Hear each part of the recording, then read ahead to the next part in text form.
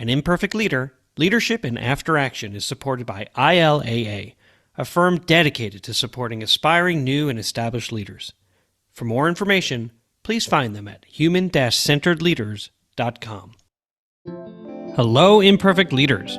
I am so excited. My new book, An Imperfect Leader, Human-Centered Leadership in After Action, is now available.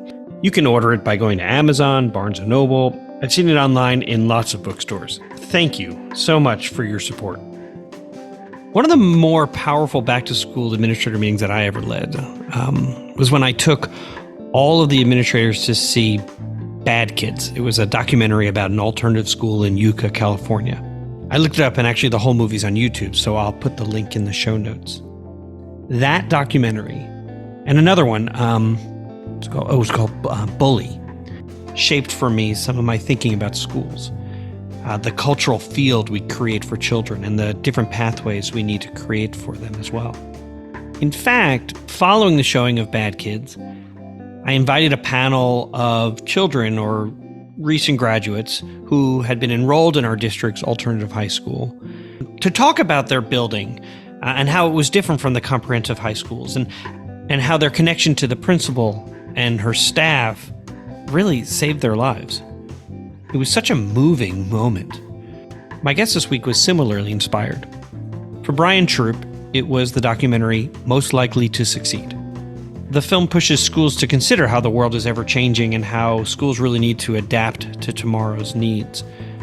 If anything, the pandemic taught us that. And so we talk about something called the Portrait of a Graduate, which is like the skills and the traits that children must have in order to be successful after they graduate from the school district. And what's really cool about Brian's district is how they engage their local community, their business community, and others to help them define life readiness. And one of their goals is to create the environment so that their graduates will consider moving back to the community when they finish their next level of learning, whether that be a trade school or a 2-year college, 4-year college, military, an internship.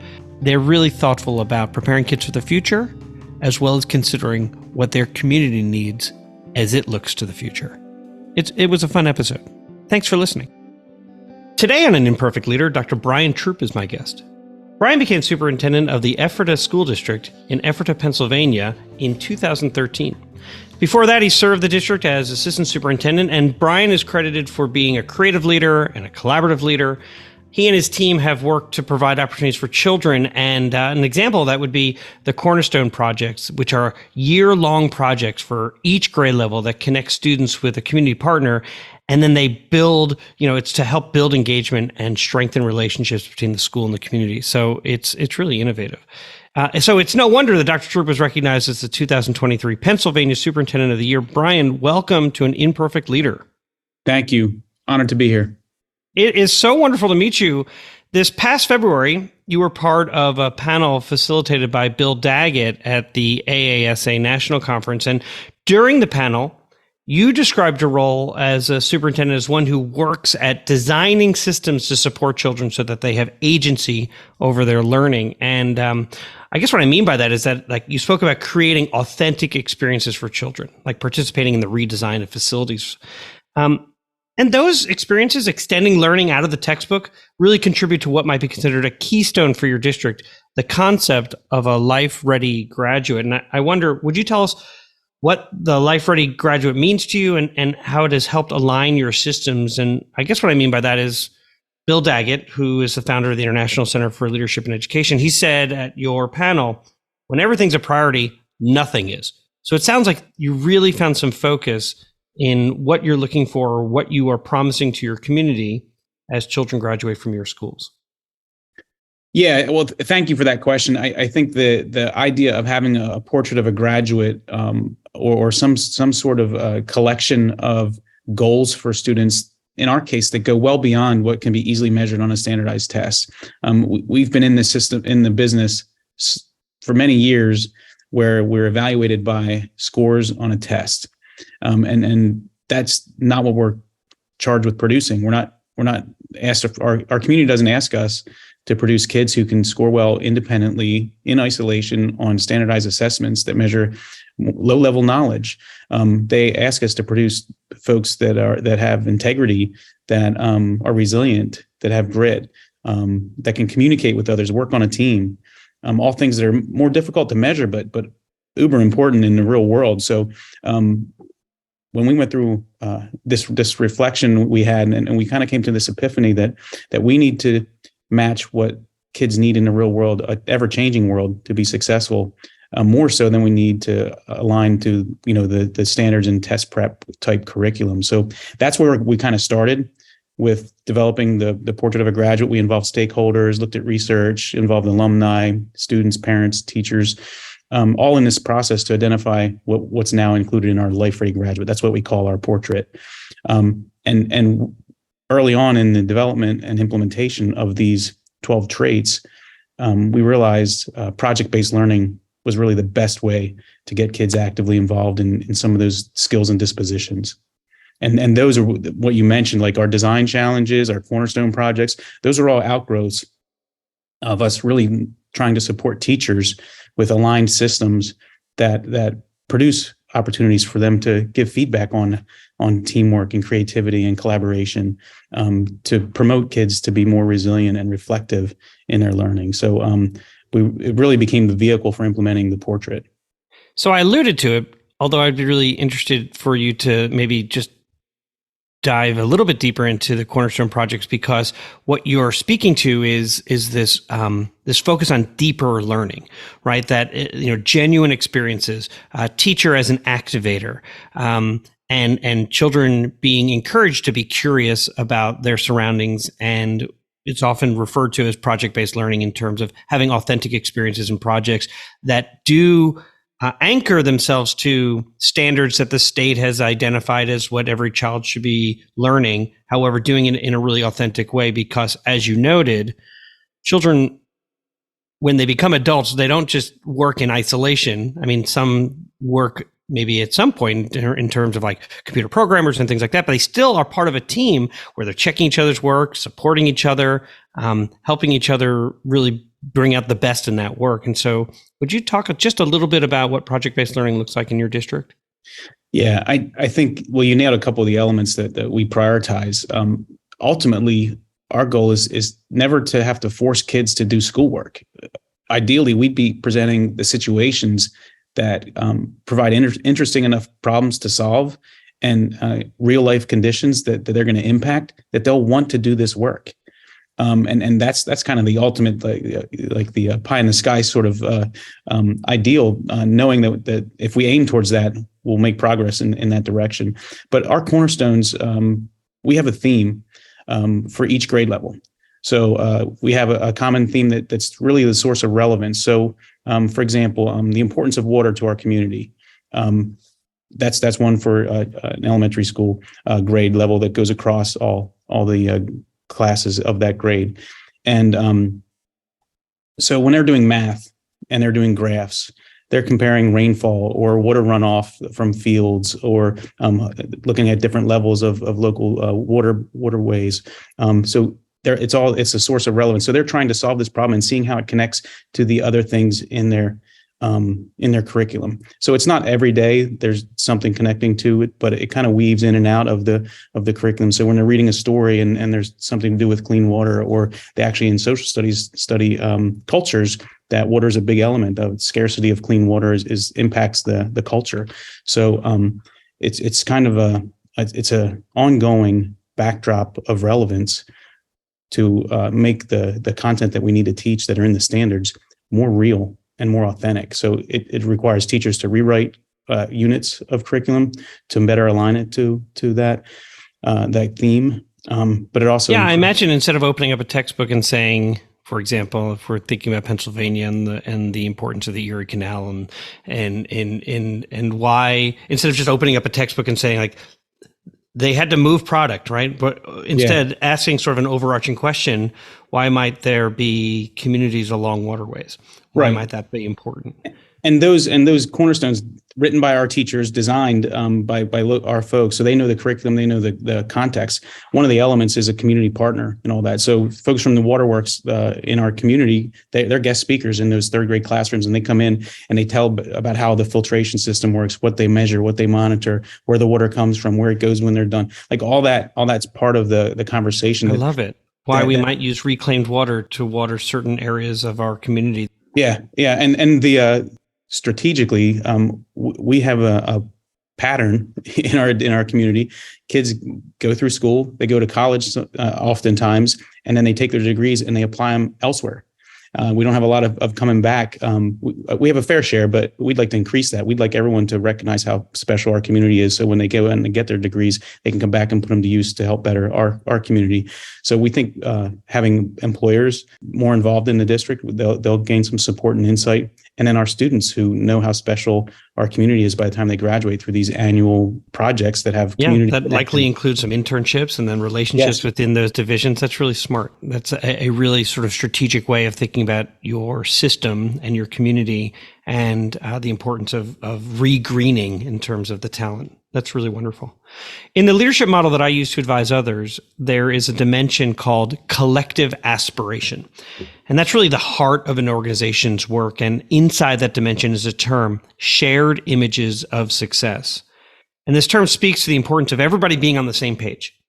So I know when you were working on Life Ready graduate work, the Portrait of a Graduate, that there were a number of ways that people interpreted Life Ready or what they wanted for a child as they graduated. Some likely hadn't considered the different pathways to success. Some may have considered, enrolling into college as the measure of success, which I'm sure you and I were superintendents or have been superintendents at around the same time in this beginning to shift a community's understanding of what it means to be life ready, and that it does not necessarily need to be a 4-year college. And so what were some ways that you arrived at a shared image for what you mean when you say a life ready graduate or the portrait of a graduate? Well, I think having those open conversations, first off of why should we be aiming at things different than what the state sets out as the graduation requirements, first of all, and then second of all, really looking at what are the things that our employers, our local business leaders value in employees, and looking at what colleges in acceptance, what are they looking for? And then what kind of evidence can we allow students to provide while still with us here in the K-12 system? So we give them more autonomy to demonstrate things in a personal way to them, so that they can leave with a graduate certificate above the diploma that's valued in our community. We have business leaders who promise to advance anyone who comes in with one of those certificates to the next level in the interview process. I'd like to ask you a question that I ask every guest who comes on the podcast. How does the term an imperfect leader resonate with you? I think it makes perfect sense, to be honest. I mean, the perfect leader, that implies no mistakes. In our world, we know mistakes are part of learning, and failures happen, and then we learn from them. We get back up. So if you're not making mistakes, you're probably not pushing the envelope far enough or fast enough or hard enough to make the changes needed for our kids. I mean, our traditional system is way behind what our kids need, in our opinion, here at Ephrata. And we need to move as quickly as we can. And sometimes we're going to move too fast or too hard in an area and have to slow down and kind of regroup and make a mistake and learn from it. So imperfect means learning in our world. So I don't find anything contrary about the title. I think it's aptly named as far as leaders who are leading today. You have to be willing to make a mistake, or you're not really willing to make progress. And we'll be right back. An Imperfect Leader is brought to you by EdConnective, whose mission is to ensure student success through transformative teacher training. EdConnective helps teachers move from awareness about strategies and frameworks to successful and consistent implementation. Their friendly coaches celebrate classroom success with teachers, and with concrete classroom data, support teachers in their growth, one step at a time. I've been thinking about this a lot. During the pandemic, student teachers didn't get a chance to do their student teaching with children. They just started teaching in classrooms.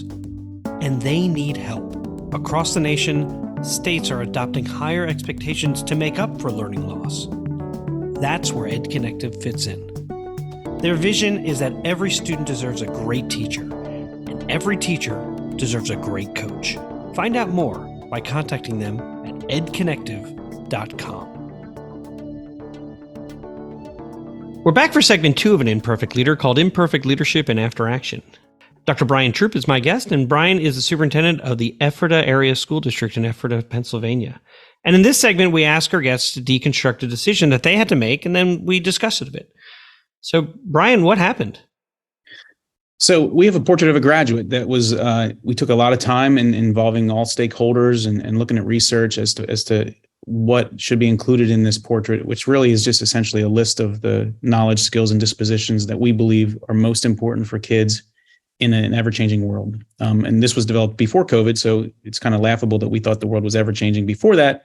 Now we have evidence that it's really, really rapidly changing. So once we had that set of targets that we wanted all students to be supported towards, we kind of just put them out there and made sure everyone had a copy for their classroom, and we knew what they meant and defined them, and then asked teachers just to teach towards those more so than towards the standardized tests. And we were very naive, I think, in that, and thinking that that's all that we needed to do was just change targets and everything's fixed. We started getting feedback like, we're not sure, we're all about giving us a solid effort, but some of these newer things, like, what does it mean to give feedback to individuals about how they were working on a team? Don't we do that already in our rubrics? And we score the project with a rubric, and the product should tell how well the team worked. Well, we realized, no, that could actually mean that one kid on that team did a lot of work and lots of other kids didn't do much work. So some of the supports that teachers needed came to light. So what we did was said, okay, well, let's look at that. And let's look at the areas that we believe we can have impact. So we identified 3 components, and it eventually turned into 4 that are part of our instructional model. So we said, okay, when teachers are designing instruction, we want them to use modern tools and technology. We want them to aim towards these new targets, the 21st century learning targets in our portrait of a graduate. And we want them to use more personalized and independent learning instructional techniques. And then we want it all in an environment where students are safe. So we had this great, and it's still our instructional model. We were just so happy with it. So we said, all right, now we have this instructional model that really prescribes how to implement the portrait. And then just gave it to teachers and said, let's go towards that. And once again, we are naive on the complexity of the task that we were asking folks to do. So we now have expanded our professional learning opportunities. We added 5 half days. We reorganized all of our other learning so that it's all aligned in that. And our work now is simply supporting our people, students and adults, and aligning our systems so that they all aim towards in the same direction and towards the goals we have for kids. So that's all of our work now. And it took us a while, a couple iterations before we realized this is an ongoing, this isn't we're done. We did this part, we established this, we distributed this, we said it, now let's do it. It's about the journey, and we're going to find opportunities to become better all the time. But it's really boils down to supporting our people and aligning our systems. Sounds like, for those who are listening who may not have a full understanding on everything from rubrics to the different types of ways that you're giving children feedback, if we were to break it down to an example in a classroom, so there's a class working on a project, maybe we go back to the elementary school we discussed earlier about looking at the theme of water, and they are on a team, and a traditional model, or even a more thoughtful model that has existed in the past, is that a team is working on this project together. They turn something in, and there's a rubric that says, have they addressed all the different, the learning targets, the what I wanted children to learn? Was it attractive? Was the presentation clear? And as children gave feedback to their classmates, was it that they understood what was being taught? Something like that. And what I thought I heard you saying is that is sort of this next step out of a very traditional paper, pen, multiple choice type of test, or individual writing answers in a short answer type of way. However, it still doesn't get at whether or not the team was working as a team. And if we've identified high levels of collaboration being a trait that graduates must be able to practice when they move out of our system, then you had to come up with a new way of providing that kind of feedback to students. What did that then look like? So that was well said. That's exactly the situation we found ourselves in. So, and not only in your kind of retelling of where we were and where where we wanted to be, and where we actually got to as far as the problem or project-based learning. We came from a somewhat more traditional where it was teach, test, and then once we tested them, then they could apply it, where we knew that they needed to be applying it as they're learning it, and learning it when it made sense as they needed to apply it. So that the sequencing we're still working on, but that was one of the big things to change. We didn't have teachers have the tools to break down those skills, apply them in parts, and give feedback, coaching feedback along the way to students. What does meaningful communication look like? What a variety of audiences? What are the audiences that and how does your communication change? So really the different lenses of and expanded definitions of what those traits mean, along with scoring guides and proficiency scales. I understand. Yeah, so as they moved towards it used to be, so we made this big leap in terms of giving the team feedback. However, it was sort of a summative feedback as opposed to, as in the education world, we would refer to them. I'm not talking to you. I'm talking to like my mother who doesn't know education speech, but more formative along the way. I've noticed this team is really interacting well with each other. You're sharing responsibilities of who's recording. I see that there isn't one individual who seems to be carrying the whole team. The team gets together to say what's working well and what's not working so well. That type of. Yeah, and so we're continually looking for how do we support our adults and our teachers, coaches in doing that. So one of the things we did, we actually went out in the community and recorded people from like our minor league baseball team, the general manager, talking about why collaboration is important in his work, in his business, and then so we can play these videos, these short little videos, right before they start doing group work or before they're being asked to reflect on their own collaboration and teamwork. So when you're looking back on this process, clearly you've had two pieces that you went through, sort of, it sounds like more than two, but iterations of saying we launched and then we said, oh, let's pull back and do some work. And then we launched again and it was like, nope, there's still some misunderstandings. We have to get to this shared image of what success looks like, or provide the skills that we may have overlooked initially. What would you say got overlooked? It's generous of you to say there were only two iterations. I'd like to say we only made that mistake twice. We continually kind of ran into obstacles that, like our curriculum, for example, was not built in a way that could be customized or accessed by students. We had to move it from only one way for a certain skill to be taught and only one way for it to be shown mastery, to a much more flexible competency and learning targets framework. So that had to happen along the way. We ran into that. And then the idea that one size fits all, that we know doesn't work for kids, we were still offering our professional learning in that same way, where it wasn't a good model of instruction the way our professional learning sessions were. So we had to improve this. So yeah, there were countless opportunities. And I think what we've learned from that process is really that we are responsible for providing teachers the type of experience that we want them to produce for students. So we know there's a higher level of success when if we're asking teachers to promote a safe environment where they can take risks, make suggestions, and have sort of ownership of some of the decisions that impact them. There's a better chance that they're going to be able to produce that for their kids. Yeah, they have to experience it themselves, right? Exactly. Yeah. I think that's kind of the core learning that we had through this.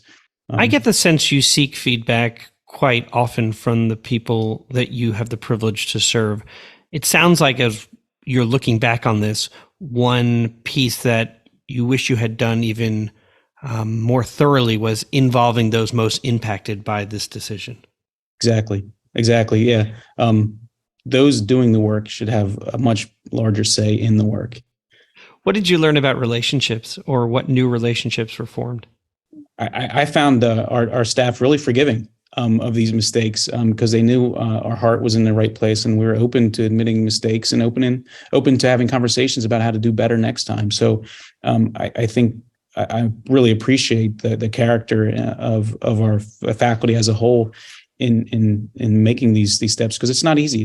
It'd be much easier just to run last year's lesson plans and do the same projects and same tests and just move on. But we're taking on extra work because we know our kids deserve better. I'm so proud to be a part of a system that believes that. What frustrated you? I I always think I could have been more insightful. And why did it take me this long? I mean, I have a doctorate. I've been in education for nearly 30 years. I'm still making what I call rookie mistakes on some of these things. So that's always a, you know, while you recognize it's part of the learning curve, you wonder how many times it takes to teach an old dog new tricks, I guess. I guess, but what you're doing is you're leading through transformation as opposed to reform. And transformation says, I'm going to ask lots of questions. We're going to try things. We're going to have cycles of improvement. We're going to coach not for compliance, but coach in the sense of mentoring and improving, and that we will lead with a growth mindset, and that where we thought we were going to be may be different from where we end up.